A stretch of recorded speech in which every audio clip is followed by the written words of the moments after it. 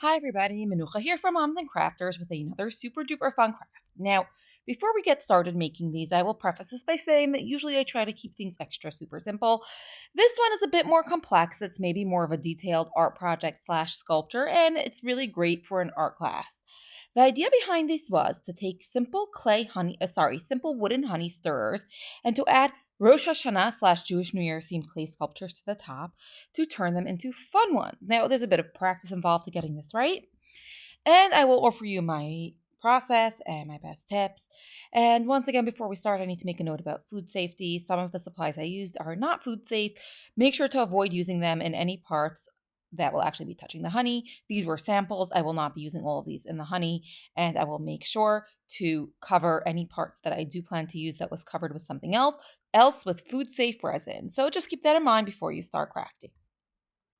To make these, we're going to be using air dry clay. All links in the tutorial linked in the description of this video.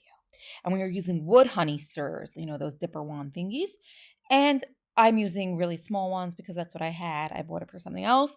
I do recommend going with a little bit longer ones. That way you have more space to paint before you head to the part that dips into the food. So we're going to start by taking a bowl of clay and sort of rolling it on and blending it into the stick. Now, you don't want this to be too bulky, but you also don't want the stick to sort of jut out from the clay. So, definitely pinch off some as you need it and just smooth that around the body. And when you're done smoothing it around the body, you're going to flatten the top so that you have a surface for your sculpture that you're going to make for the top to sit on. So this is really just the connecting part. You definitely can use water as needed to smooth things out, and I do recommend having a bowl of water next to you so that you can sort of blend parts that crack off from each other together. Again, this is the type of thing that doesn't have a clear exact process. I do recommend having some silicone tools handy to smooth things out and to work it until you are satisfied.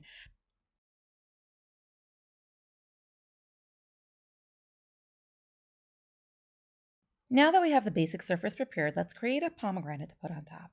So we are starting by rolling out a small ball of clay.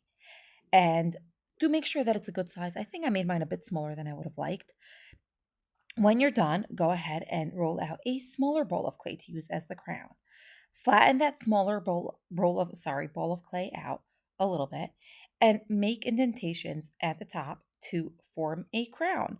Now, again, you can use tools as you'd like for this. You can use your hands as you'd like. This is sculpting.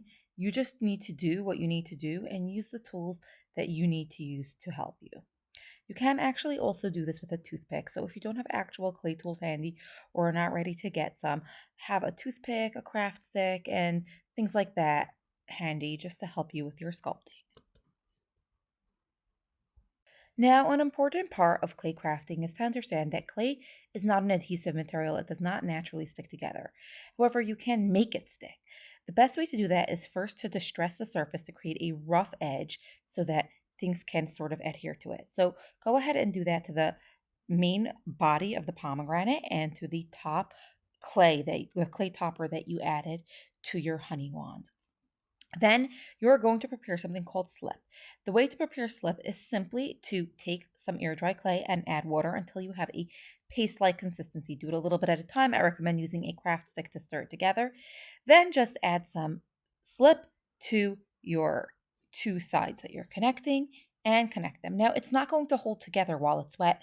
However, it'll dry in a way that acts as a glue. So you will need to sort of secure it while it air dries. So go ahead and do the same process with the crown to attach it to the main body of the pomegranate.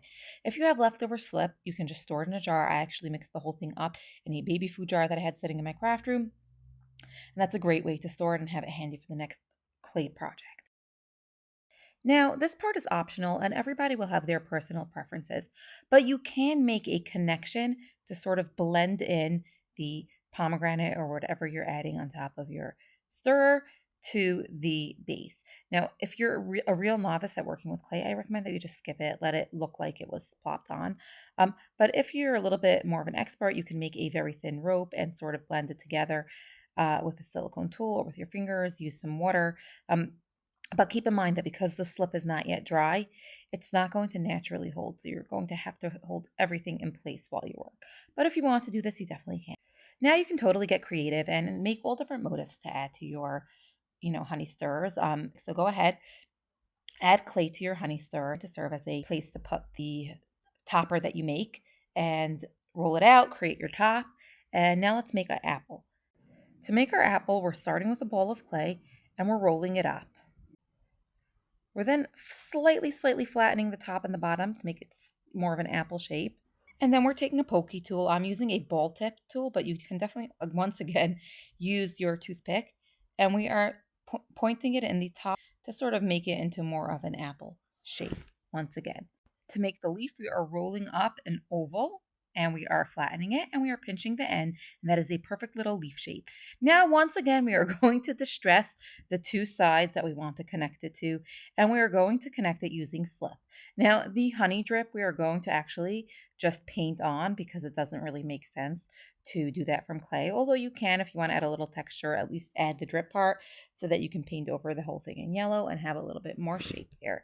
And we are going to attach this whole thing to the base as well, of course, using slip once again. And this one I sort of blended a little bit on the edges with the silicone tip tool. That is the leaf part, but then the bottom I did connect the same way to the base, and I did use the rope method to blend it into the base.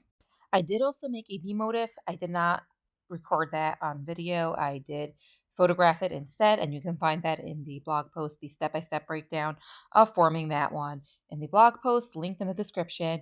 And keep in mind that you just need to follow the same basic techniques to form a bee shape, the body, the wings, and that's it. Now you're going to need to let these air dry, and because it is quite thick, it's going to need a bit of time. I would recommend at least 1 or 2 nights overnight. At least 2 nights. That will vary though based on your atmospheric conditions, where you're doing it, humidity, and things like that, and temperature. And I do recommend propping it or holding it in some sort of shape. You can lay it down in a bed of rice if you feel like doing it that way, or you can just sort of position it with paper towels like I did, making sure that everything's in the correct place, especially where it's, so to speak, glued together, so that it holds until it dries. And once it dries, it'll be rock solid connected. Now let's paint our creations, and this is kind of one of my favorite parts. Now the challenge here is that you have to, again, these are not food safe materials, so you have to make sure you're not getting it where you're going to connect, where you're going to actually dip it in the honey. I do recommend, I do have, again, once again in the blog post, I shared so many tips. I always can put much more in the blog post for, keeping this food safe. So definitely check that out. Now we're painting it using different shades of paint. I do not recommend keeping it flat. Have fun. This is a sculpture. This is art. Add a little touches of other colors. I added a bit of green to tone my pomegranate and to add some shading to it. And go ahead and paint that. If you're using a good quality paint, you should really just need one layer. And I do recommend that because when you're doing a little more of that shading, it's hard to do 2 layers. It's hard to get it right in 2 layers. So go ahead, paint that well, and let your paint dry completely. Now, with the bee, I will tell you that I did need to add details, and I did it later with a marker. So if you really want to add more details, you can afterwards add it with paint markers once it has, dried. I will also tell you that I actually forgot to do it before I sealed my craft. So definitely do it before you seal your craft. I painted over the resin that I used to seal it, but you do want to do it after rather.